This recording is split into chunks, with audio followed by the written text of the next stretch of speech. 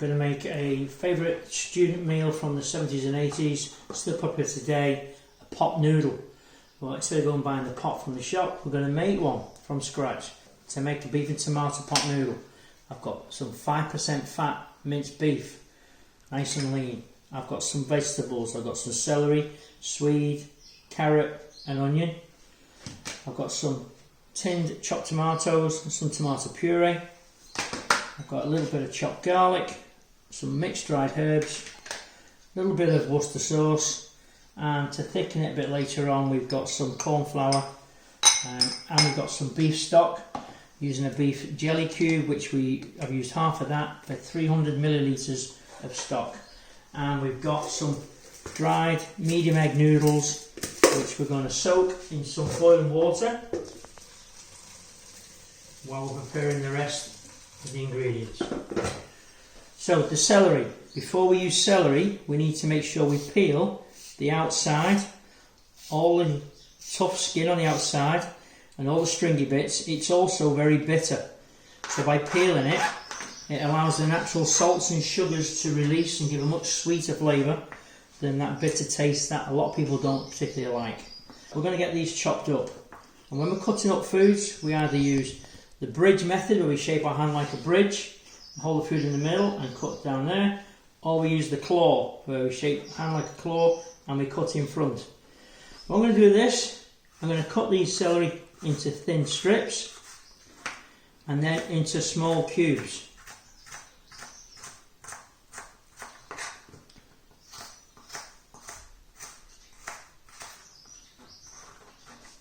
Just nice and small. Same with the onion. So the onion's peeled, we've got the core left on it, that holds all the layers together. We're going to slice it nice and thinly, going all the way down the onion but not all the way through the back. We're letting the core hold it all together. So slice it nice and thin, turn it round, and then if we slice it the other way, what happens then is all those layers fall into small cubes. That's our diced onion. And the core we're not going to put in, we get rid of that. Let's put them in the bowl out of the way, and we'll add our chopped garlic into that. Okay, now the carrot and swede I want to do the same, I want to make it a bit smaller, but an easy way to do that is to use a grater.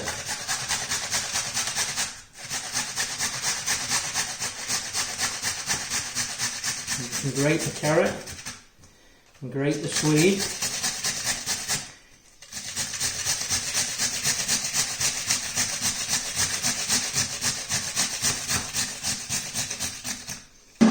And we've now got all our vegetables prepared ready.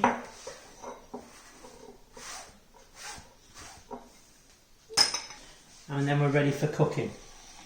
We're going to use a saucepan for this. Okay, so we're going to spray a little bit of the frylite in there, nice and healthy. We want a little bit of water. So we've got a pan getting hot, and we're going to put our vegetables in, and we're doing what we call sweating the vegetables. What we're doing by sweating, we're making them get hot, so the moisture that's inside them, like when we get hot we get sweaty, we want the moisture to come out of these vegetables, and as they do that they will bring out the natural salts and sugars that are in those foods.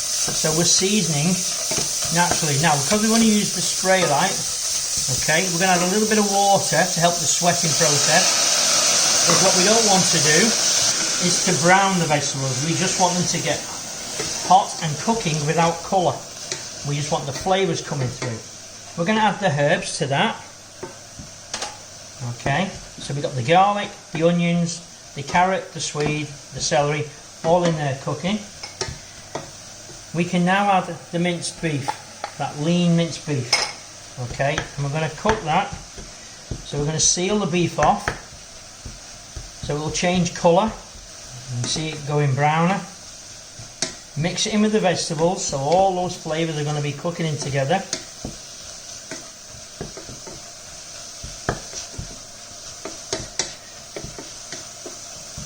Right, so you can see now the beef has now gone brown. It's sealed off. We're going to put a little bit of ground pepper. and a touch of grated ground salt. And then we're going to add the tomato puree and the chopped tomatoes. Mix them in. And then we can add our beef stock. And what we're going to do now is let that cook for 2 to 3 minutes. And whilst that's cooking, the noodles will have softened up, so we can drain the noodles. And we can add some cold water to the cornflour. Because what we don't do, we don't add cornflour straight into the mix undiluted. It needs to be dissolved in cold water. And this is our thickening starch. So it doesn't take long to cook. Now, if you were a vegetarian, you could use the corn mince for this instead of using minced beef. Do exactly the same thing we've just done, only you don't need to seal the corn off. It's already cooked. You're just going to reheat it with all the flavours and the stock. Okay, so we're letting that cook. We're going to put that to a gentle simmer, and at this point we can add our noodles in with it. So they'll finish cooking at the same time as the beef.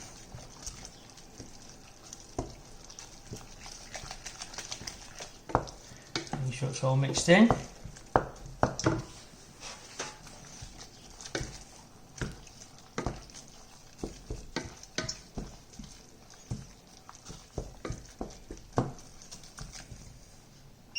So we're going to bring the liquid back up to the boil, and then we're going to thicken it with this cornflour mix. So when we add in the cornflour, we don't add it all at once. We add a couple of spoonfuls. We mix that in, and we allow it to reboil till we see how thick it goes. What we don't want to do is have it like wallpaper paste. We want it just thick enough so it binds all the ingredients together.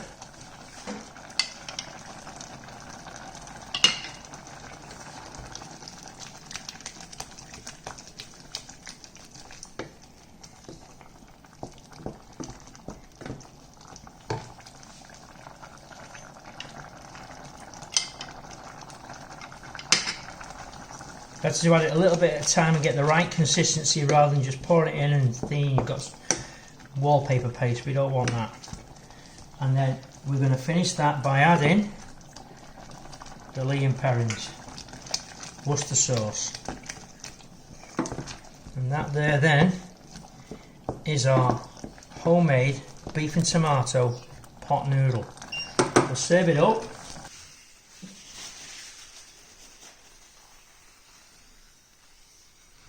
And there you've got a big portion, healthy portion for a nice student.